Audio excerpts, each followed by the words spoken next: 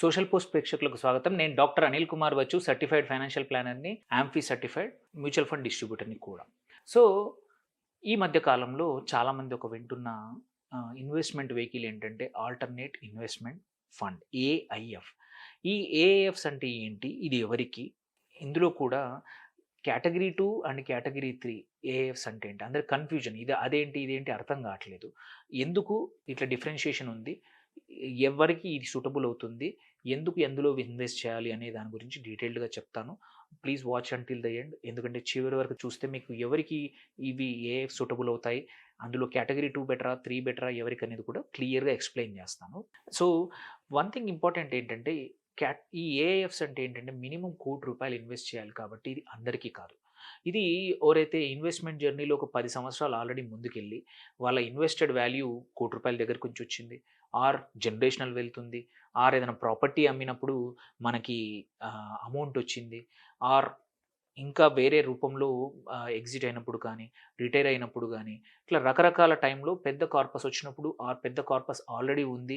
దాన్ని ఎవాల్వ్ చేసుకొని మంచి బెటర్ స్ట్రాటజీస్‌తో ఇంకా బెటర్ రిటర్న్స్ సాధించాలనుకునే వాళ్ళకు ఏఐఎఫ్ సూటబుల్. అది ఫస్ట్ సూటబిలిటీ. అందులో కూడా కేటగరీ 2 వరకి, కేటగరీ 3 అనేది నెక్స్ట్ చెప్తాను. దెన్ కమింగ్ టు సో, ఏఎఫ్స్ ఏంటంటే మాత్రమే నేను చెప్పాను ఆల్రెడీ. ఇది ప్రైవేట్‌లీ పూల్డ్ ఇన్వెస్ట్‌మెంట్ అనమాట. ఇది సెబీతో రెగ్యులేటర్ అయి ఉంటుంది. అందుకే అన్నిటికన్నా ఇంపార్టెంట్ ఇది ప్రైవేట్‌లీ పూల్డ్ అన్నంత మాత్రాన ఎవరు దొరికితే వాళ్ళు చేసేది కాదు. SEBI license, SEBI reporting, SEBI registrar, custodian అందరి కింద ప్రాపర్‌గా రెగ్యులేటెడ్ ఉంటుంది. సో, మన డబ్బులకేమి కాదు. మ్యూచువల్ ఫండ్స్ ఎలాగో, మన ఎస్ఐఎఫ్ ఎలాగో, పీఎంఎస్ ఎలాగో ఇది కూడా అబ్సల్యూట్‌లీ సెబీ మానిటర్ చేస్తుంది. స్ట్రక్చర్ అట్లా క్రియేట్ చేసింది మానిటర్ చేసేట్టు.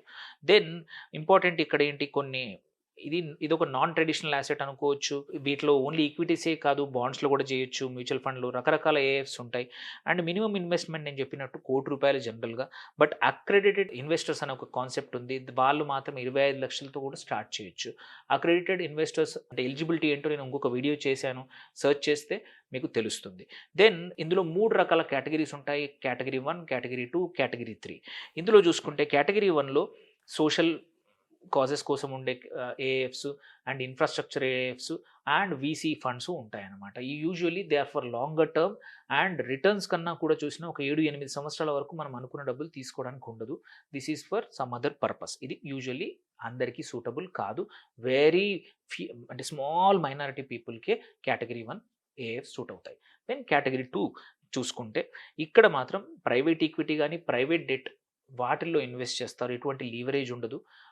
ఇక్కడ కూడా లాంగ్ టర్మే మినిమమ్ 3-5 ఇయర్స్ వరకు ఎగ్జిట్ దొరకదు. బట్ దీనికి కూడా ఒక రీజనింగ్ ఉంది ఎందుకు ఇన్వెస్ట్ చేయాలో చెప్తాను.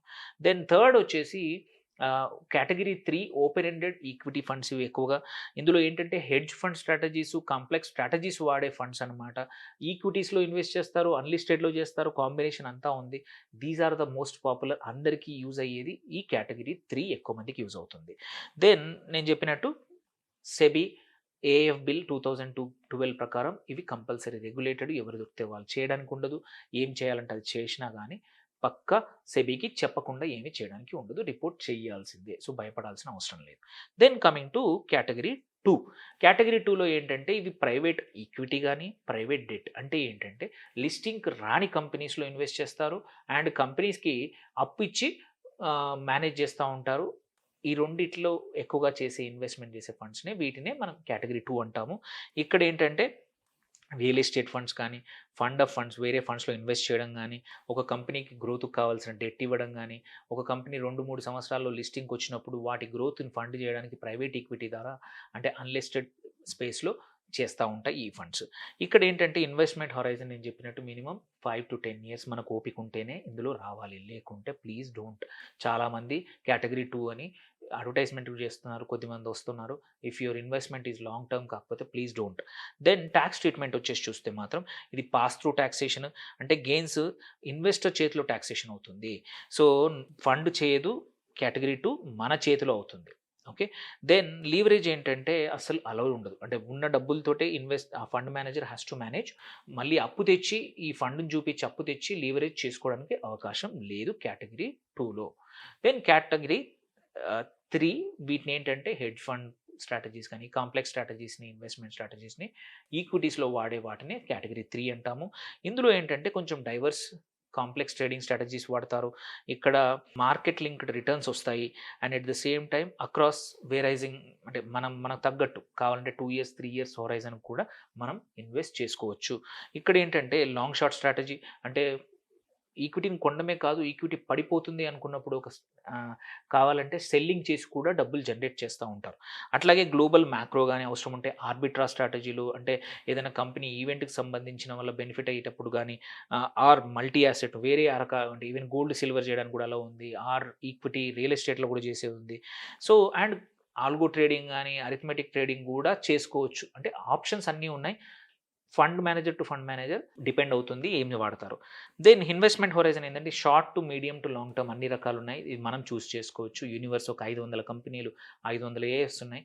మనకి ఏది బాగుందో నాలాంటి అడ్వైజర్స్ ఎవరైతే రిజిస్టర్డ్ అడ్వైజర్స్ ఉన్నారో మీకు ఏది సూటబుల్ ఉందో అది చెప్తారు, లేదంటే మీరే సొంతంగా రీసెర్చ్ చేసుకోవచ్చు. Tax treatment important. Tax treatment is at the fund level, not at our level. Pass through కాదు. సో ట్యాక్సేషన్ అయ్యాకే మనకు వస్తుంది. మన చేతిలోకి వచ్చాక మనకు ట్యాక్స్ పెయిడ్ సర్టిఫికేట్ వస్తుంది. We don't need to pay again అనమాట.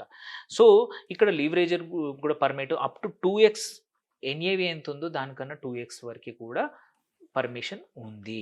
బట్ అందరూ ఈ లీవరేజ్ వాడరు. వెరీ రేర్ కేసుల్లోనే వాడతారు. మోస్ట్ ఆఫ్ ద ఇండియాలో ఉన్న ఏఎఫ్స్ దో వాళ్ళకి అవకాశం ఉన్నా అవి వాడవు. ఇది బేస్డ్ ఆన్ మై ఎక్స్పీరియన్స్ చెప్తున్నాను. Then head to head key differences చూద్దాము. సో కేటగిరీ 2 నేను చెప్పినట్టు లీవరేజ్ లేదు. కేటగిరీ 3లో అవకాశం ఉంది. స్ట్రాటజీస్ నేను చెప్పాను, పీఈ డెట్ రియల్ ఎస్టేట్, ఇక్కడ హెడ్జ్ లాంగ్ టర్మ్ ఈక్విటీలోనే ఉంటుంది. అండ్ స్ట్రక్చర్ ఇక్కడ క్లోజ్డ్ ఎండెడ్. కేటగిరీ 2 వాళ్ళు డబ్బులు ఇచ్చినప్పుడు తీసుకోవాలి. కేటగిరీ 3 క్లోజ్డ్ ఎండెడ్ కాదు, ఓపెన్ ఎండెడ్. ఎప్పుడంటే అప్పుడు విత్డ్రా చేసుకునే అవకాశం ఉంటుంది ఎక్కువ మట్టుకి. లిక్విడిటీ ఇక్కడ ఉండదు కేటగిరీ 2లో, బట్ కేటగిరీ 3లో లిక్విడిటీ రిలేటివ్లీ ఉంటుంది. ఎప్పుడంటే అప్పుడు మనకు కావాలంటే 15 రోజుల్లో డబ్బులు వస్తాయి. దెన్ టాక్సేషన్ చెప్పాను, pass through in the case of category 2. ఇక్కడ మాత్రం ఫండ్ లెవెల్లో ట్యాక్సేషన్ అవుతుంది. అండ్ రిస్క్ ప్రొఫైల్ ఇక్కడ చూసుకుంటే కేటగిరీ 2లో మోడరేట్ ఉంటుంది, బికాజ్ డెట్లో కూడా చేస్తారు. వెరాజ్ ఇక్కడ high risk but high returns. Last SEBI concessions ఏమి ఇక్కడ దీనికి కొన్ని ఉన్నాయి. వీటికి ఏంటంటే కేటగిరీ 2 హెల్ప్ చేస్తాయి కాబట్టి ఉండవు, బట్ వీటికి మాత్రం it's like any AMC fund manage చేసినట్టే. Then which AF is right for you అనేది వెరీ ఇంపార్టెంట్ స్లైడ్. ఇది అర్థం చేసుకుంటే మీకు ఏ కేటగిరీ అనేది తెలుస్తుంది. మీరు patient long term investor, family offices అనుకోండి, ఇన్స్టిట్యూషన్స్ అనుకోండి, ఆర్ మీరు అల్ట్రా హెచ్ అని అంటే 30-40 కోట్లు ఇన్వెస్టబుల్ సర్ప్లస్ ఉన్నప్పుడు కానీ, ఆర్ డైవర్సిఫై చేసుకుంటున్నారు మీరు ప్రైవేట్ ఈక్విటీ కోసం కానీ, ట్యాక్స్ ఎఫిషియెంట్గా మోడరేట్ రిస్క్తో చేద్దాం అనుకునే వాళ్ళకి మాత్రమే 7-8+ ఇయర్స్ ఉన్న వాళ్ళకి మాత్రమే కేటగిరీ 2 ఫండ్స్ యూజ్ అవుతాయి. ఎవరు దొరికితే వాళ్ళు please don't get into it, you will be in trouble later. Then category 3 వచ్చేసి ఇది సఫిస్టికేటెడ్ హెచ్ అని ఎవరికైనా సరే ఒక 3-4 కోట్లు 2 కోట్ల పోర్ట్ఫోలియో ఉందంటే కావాలంటే ఇందులో పెట్టుకోవచ్చు, ప్రొవైడెడ్ 3 to 4 ఇయర్స్ వరకు ఉంచుకుంటే. దెన్ ఇన్స్టిట్యూషనల్ ఇన్వెస్టర్స్ కూడా ఎవరైనా ఇన్స్టిట్యూషన్స్ ఉన్నాయి, ట్రస్ట్లు ఉన్నాయి, స్కూల్స్ ఉన్నాయి, కాలేజెస్ ఉన్నాయి, వాటి డబ్బులు ఎక్కువగా ఉన్నప్పుడు అవి కూడా ఏఎఫ్లో పెట్టుకొని పార్ట్లీ వాళ్ళ డబ్బుల్ని అంటే పార్క్ చేసుకోవడానికి, ఎమర్జెన్సీ కాకపోయినా 3 to 4 ఇయర్స్ కోసం గ్రోత్ క్యాపిటల్ కోసం పక్కన అవసరం ఉన్నప్పుడు వాడుకోవాలనుకుంటే ఇందులో పెట్టి పార్క్ చేసుకొని అడిషనల్ రిటర్న్స్, మంచి రిటర్న్స్ జనరేట్ చేయొచ్చు. ఎందుకంటే 15-20 డేస్లో మీకు లిక్విడిటీ ఉంది కాబట్టి ఎప్పుడైనా అమ్మేసుకొని బయటికి రావచ్చు. సో ఇక్కడ ఫండ్ లెవెల్ ట్యాక్సేషన్ అవుతుంది. సో దానివల్ల ఏంటంటే మళ్ళీ ఇంకొక అడిషనల్గా మన వైపు నుంచి మన చేతి నుంచి ఎటువంటి ట్యాక్సేషన్ ఉండదు. సో అందుకే ఏంటంటే ఇక్కడ నేను చెప్పినట్టు మీ రిస్క్ ప్రొఫైలు, మీ టోటల్ ప్రొఫైల్, మీ వెయిటింగ్ ఎన్ని రోజులు చేయగలుగుతారు, దీన్ని బట్టి మాత్రమే ఏఎఫ్స్ చూస్ చేసుకోవాలి. మీకు ఇంకేమైనా క్వశ్చన్స్ ఉంటే అడగండి ప్లీజ్. ఎవరికైతే యూజ్ అవుతుందో ఏఎఫ్స్ అంటే ఎవరి దగ్గర అయితే 1 crore+ క్యాపిటల్ ఉందో వాళ్ళు, ఎందుకంటే ఇక్కడ మనం చూసుకుంటే ఏఎఫ్లో 25-26% కూడా వర్స్ట్ కేసులో జనరేట్ చేసే కేపబిలిటీ ఉంది based on the data. This is only education కోసం చెప్తున్నాను, ఇస్తుంది అనట్లేదు. పాస్ట్ రిటర్న్స్ అట్లాగా ఉన్నాయి. సో అందుకే ఎవరికైతే మంచి రిటర్న్స్ కావాలి, రిస్క్ అపెటైట్ ఉంది, నా దగ్గర అంత డబ్బులు ఉన్నాయి, ఒక 3 సంవత్సరాల వరకు నేను ఏం ముట్టుకోను అట్లని చెప్పి లాకిన్ లేదు, ఇవాళ పెట్టి 2 monthsలో విత్డ్రా చేయాలన్నా చేయొచ్చు కేటగిరీ 3. కానీ ఉంటే మాత్రం వాళ్ళకి ఇది కంపల్సరీ ఫార్వర్డ్ చేయండి. ఏమైనా క్వశ్చన్స్ ఉంటే రీచ్ అవుట్ అవ్వండి. Thank you for watching. Signing off doctor Anil Kumar Bachu.